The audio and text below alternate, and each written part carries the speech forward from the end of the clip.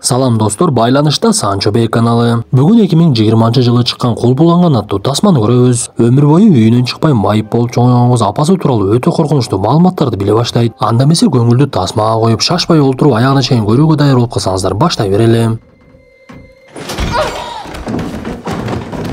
Тасманын башында ооруканада жаткан Диана Шерман деген аялды көрөбүз. Бул аял мөөнөтүнөн мурда төрөп коюп, наристе дарыгерлердин көзөмөлүнө алынып, аны айнектен жасалган кутучанын ичине салышып торолтуунун аракетин көрүшөт. Бул окуядан кийин бир нече жылдар өтүп биз Паско аймагын көрөбүз. Ал жерде балдары майып болуп калган ата-энелер чогулуп алышып, бири-биринин армандарын айтышып, майып балдарды кароодо кандай ыкмаларды жасаш керек, бири-бирине кеңештерди бере турган атайын уюмду көрөбүз. Ал жерде көпчүлүгү балдарынын майып болгондугуна ич ачышып турса, Диана такыр эле тескерисинче болуп, өзүн олуттуу кармап, менин кызым Хлоя чоң окуу жайга окуй турган убактысы келип калды. Бирок азырынча бизге чоң окуу жайдан жооп келе элек, кантсе дагы мен эч нерседен коркпой эле турамын. Анткени мен кызымдын оорулары менен 17 жылдан бери күрөшүп келемин. Хлоя төрөлгөндөн бери сыноо үстүндө жашап жүрөт. Мен эми кызым үчүн башка сыноолордон коркпоймун деп бардыгынын оозун ачырат. Биз ошентип мындан соң эрте менен ойгонгон Хлояны көрө баштайбыз. Ал кичинекей кезинен бери эле майып болгондуктан эрте менен туруп арабасына олтуруп, ада бир эле майыптык эмес, андан башка дагы оорунун түрлөрү бар экен. Ошондуктан эң биринчи эле дарыларын ичип, тамактанган соң үйүндө окуусун улантып, майыптыгына мектепке бара албагандыктан апасы аны үйүндө окутчу. Анан дагы Хлоя чоң окуу жайдан келе турган жооп катты аябай эле күтүп жаткан. Бирок пошточу ар бир келген сайын Хлояга чоң окуу жайдан такыр эле жооп келбей, ал максат кылгандай чоң окуу жайга өтүшүнө үмүтү деле үзүлө баштайт. Анткени Хлоя үчүн бул нерсе үйдөн чыгууга мүмкүнчүлүк берет эле. Ал буга чейин үйүнөн такыр чыкпай, эч ким менен достошпой, апасынын кароосунда гана үйүндөгү күндөр кайталана берчү. Диана болсо кечинде Хлоя уктагандан кийин жертөлөгө түшүп алып, сыналгыны жандырып, кызынын кичинекей кезиндеги видео тасмаларды көрүп олтурууну адат кылып алган. О, бонусы!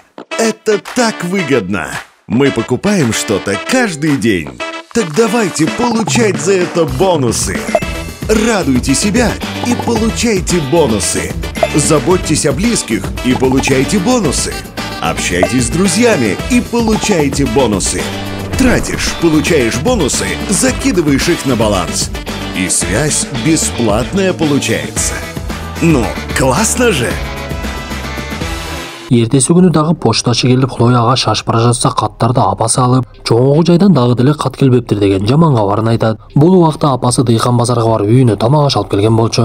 Анда Хлоя апасына көргөзбөй момпосуйларды чөнтөгүнө салып алайын деп баштыкты оодарып жатып, ал жакта дарынын кутучасын көрүп, анын сыртында апасынын аты жазылып тургандыгын көрөт. Анан дагы Хлоя дарылардын кандай түстө экендигин байкап калган. Бирок ал апасы эмне үчүн бул дарыны ичип жаткандыгын түшүнбөй, кызыгы кечинде Хлоянын дары иче турган убактысы келгенде апасы так эле ошол дарыларды кызына алып келип берет. Ошондо гана Хлоя бир нерседен күмөн санай баштайт. Ал апасына суроо салып, бул дарылардын сыртында сиздин атыңыз жазылып турду эле го. Эмне үчүн мага берип жатасыз? Апасы анын сөзүнө маани деле бергиси келбей, сатуучулар болгону адашып калышса керек деп кутулуп кетет. Бирок бул жооптор Хлояны эмнегедир ынандырган жок. Ал эртеси апасы жумушка кеткенден кийин өзүнүн дарылары топтолгон жерлерди оодарып жатып, жанагы тригоксин дарысынын сыртында кайрадан эле өзүнүн аты жазылып калгандыгын көрөт. Бирок ал жазууну жыртып көрөйүн десе, мурдагыдай эле апасынын аты жазылып туруптур. Муну көргөн Хлояда түшүнүксүз күмөндөр пайда болуп, кечинде апасы жанагы дарыны берген кезде ичимиш болуп эле тилинин астына бекитип, түн бир убакта бардыгы уктагандан кийин өзүнүн бөлмөсүнөн чыгып, биринчи кабатка түшүп, компьютерди жандырып тригоксин тууралуу маалымат издей баштайт. Бирок каарманыбыз буга чейин өчпөгөн интернетте ошол маалда өчүк экендигин байкайт. Анан дагы каарманыбыздын кылып жаткан ишин апасы ашканада олтуруп алып байкап жатыптыр.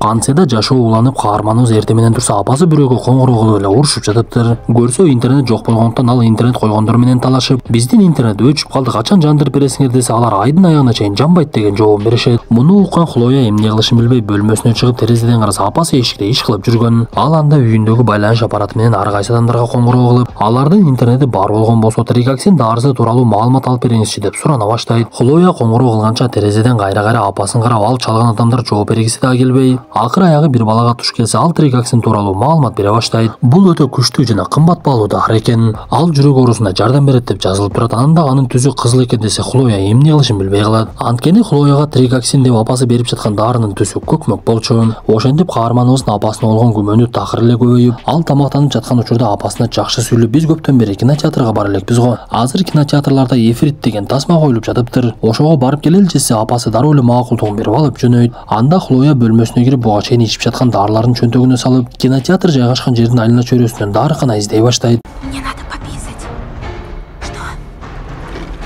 Тасманын ортосунда келгенде каарманыбыз ажатканага барып келейин деп ал жерден чыгып, убакыттан пайдаланып ажатканадан чыккандан кийин дарыканалардын бирине жөнөп кетет. Хлоя кезектин көп экендигине карап эле дарыкананын сатуучусуна барса, ал дароо эле Хлояны таанып калат. Көрсө шаар өтө деле чоң эмес болгондуктан сатуучу Кейти каарманыбызды дагы анын апасы Диананы дагы тааныйт экен. Анда Хлоя Кейтини алда биз апам экөөбүз оюн ойноп жаттык эле. Мен анын дарыларын жана ал менин дарыларымдын аттарын табышыбыз керек. Мен азыр убакыттан пайдаланып апам алган дарыларды алып келдим. Алардын атын жана эмне үчүн ичилет экендигин айтып бериңизчи. Дарыгер бул нерсени кылгысы келбей, бирок майып кызга боор ооруп жанагы тригоксин деген дары тууралуу айтып бере баштайт. Көрсө бул эч кандай тригоксин эмес, ридокаин деген дары экен. Аны Диана дарыканадан итке берем деп алган болот. Көрсө бул итке бериле турган дарыны адам иче турган болсо буту кыймылдабай калышы толук ыктымал экен. Муну уккан Хлоя эмне кылышын билбей өзүнөн кетип, анын астма оорусу күчөй баштап, ошол мезгилде апасы дагы ал жерге жетип келип Кейтини урушуп, менин кызымды эмне кылып койдуң? Анын оорулуу экендигин билесиң го, кээде өзү эмне деп жаткандыгын дагы билбей калат. Кызыма тынчтандыруучу укол бериңиз деп Хлоя эсинен кетип, апасы аны кайрадан үйүнө алып барат. Окуядан кийин Диана ойго чөмүлүп, эмне кылам деп дарыкананын сатуучусуна кантип түшүндүрөм деп ойлонуп, акыр аягы интернеттен дарынын башкача түрлөрү жөнүндө дагы изилдей баштайт. Ошентип арадан канча убакыт өтүп белгисиз айтор Хлоя бир кезде өзүнө келет. Ал дароо эле арабасына олтуруп эшигин ачайынса эшигин култап коюптур. Терезени ачып унаанын жоктугун көрүп апасынын бир жакка кеткендигин түшүнөт.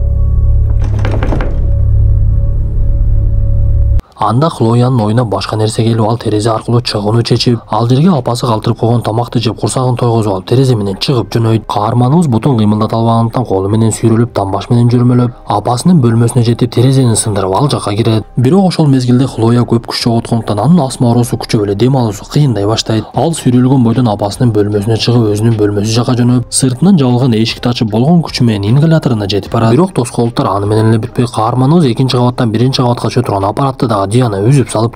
Анда Хлоя айласы жок биринчи арабасын ал жерден түшүрүп жиберип, андан соң өзү дагы тепкичтен тоголонгон бойдон түшүп кетет. Бир кезде каарманыбыз башын көтөрүп, ушул убакка чейин кыймылдата албаган бутунун бармактарын кыймылдата баштайт. Сыягы чындап эле Хлоянын ден соолугу чың, апасы берген дарылар үчүн эле оорулуу болуп жүрөт окшойт. Кандай болбосун Хлоя арабасына олтуруп үйдөн чыгып эле качып жөнөйт. Ал бир кезде жолдо унаанын келе жаткандыгын көрүп эле Бекингенге жетишип, бирок пошташы келе жаткандыгын байкап жолго чыгууга шашылат.